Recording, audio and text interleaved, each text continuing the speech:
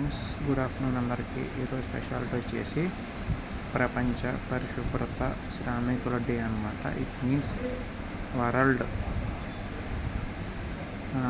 Cleaning pure workers day అనమాట. It means ఇప్పుడు మనకి చెత్త వాళ్ళు వస్తారు, లేదంటే బాటిల్ చేరుకునే వాళ్ళు వస్తుంటారు, లేదంటే చెత్త క్లీన్ చేసే వాళ్ళు వస్తారు. ఇట్లా ఉంటారు కదా, డంప్ ప్యాడ్స్లో పడేస్తారు అన్నమాట తీసుకెళ్ళి. అండ్ మున్సిపల్ కార్యక్రమాలు కూడా చేస్తుంటారు అనమాట. వీటందరూ మనం ప్రపంచవ్యాప్తంగా జరుగుతుంది కాబట్టి ఇదంతా రీసైక్లింగ్ మనం ప్రపంచవ్యాప్తంగా చేస్తాం అన్నమాట. ఇది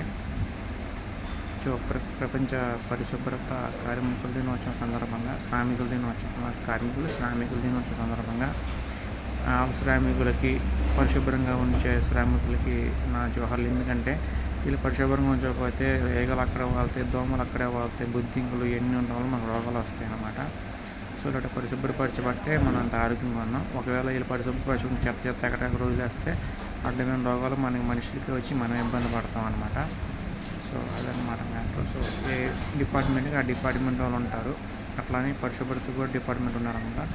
మన దగ్గర స్వచ్ఛ భారతం చేస్తున్నారు ఇప్పుడు మన ఇండియాలో. అట్లా మిగతా దేశాల్లో కూడా చాలామంది చేస్తున్నారు చాలా కార్యక్రమాలు. సో పరిశుభ్రంగా ఉండండి, ఎప్పటికప్పుడు నీట్గా చేతులు కడుక్కోండి, రోగాల దూరంగా ఉండండి. అండ్ పరిశుభ్ర శ్రామికులు గౌరవించడం మాత్రం నేర్చుకోండి. ఎందుకంటే వాళ్ళు మనం పరిశుభ్రంగా ఉంచబోయి చెప్పాయి కదా, మనకు అడ్డమైన రోగాలు వచ్చి మనమే రోగాలు పాలవుతాం అనమాట. ఇది ఇంకేమన్నా మీకు తెలిస్తే ఖచ్చితంగా కామెంట్ సెక్షన్ చెప్పండి. Thank you so much.